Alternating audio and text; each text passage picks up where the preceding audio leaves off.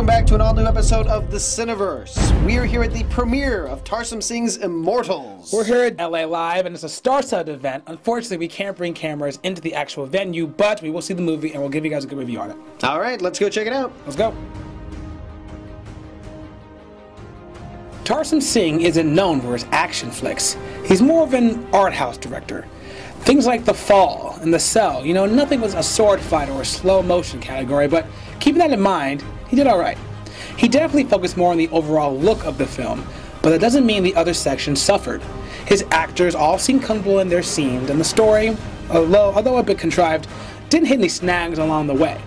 All that together speaks to a competent director delivering a good film. And you know, I'm really glad to see that Hollywood's actually going outside their normal realm of action directors and trying new things, because sometimes you get good results. Easily Immortals' weakest point.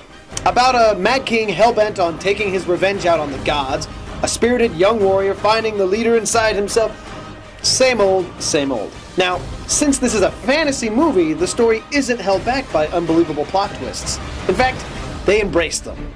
If you can't get past the obvious butchering of Greek mythology and other needless bits, what you have is an old tale with an original twist. A war with the gods, an enchanted bow, buff men, gorgeous women. Really, it has all the marks of a summer blockbuster. So why was it released in November?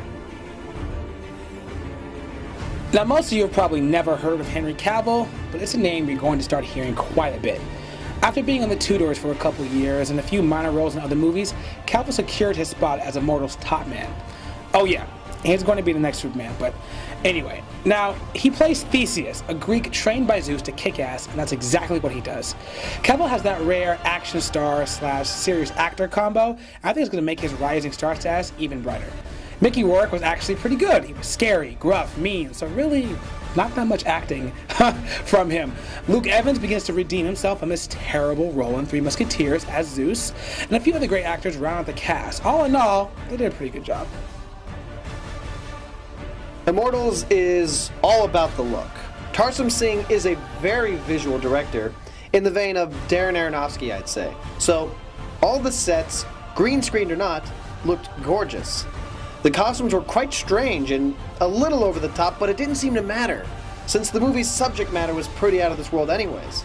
The one thing they got wrong, unsurprisingly, was the 3D. Now, it's not that it was bad 3D, and it's not that it was too much 3D.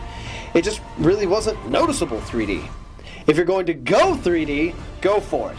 Immortals was a great movie to look at. The action was really cool, and it was a hard, bloody, R-rated action movie. But if you don't notice the 3D when you're watching it, it's probably not worth paying extra for. Alright guys, so Immortals, how was it? Is it worth your money at a theater? Yeah, I'd say so. Probably the matinee, but it's definitely a movie you want to check out in the theaters. It is pretty good. Yeah guys, it looks gorgeous. Not a bad action flick, but like we said, matinee, go for it. Yeah, because you don't want to pay the price for the 3D. They didn't put their heart into it, so it really didn't end up looking that great. It doesn't detract anything, but it's certainly not worth the extra $3 or $4 you're going to pay to see it in it. So yeah, matinee price. Alright guys, well that wraps up this episode of the Cineverse. Please read the blog, it's interesting. Also, question, comment, concern, emails, always open, and subscribe to the channel on YouTube, please. Oh yes, please do that. It's a nice little channel that we created for the Cineverse for you guys. Also, join us next time when we review the greatest movie to come out in years. I'm lying, of course. No. Twilight, Breaking Dawn. Happy Feet 2. Can't we see Happy Feet 2? And then also, but we will review Twilight for you Twilight hearts out there. Oh, God. That's just me. Oh, yeah. Man. And until next time, guys. See you at the theater.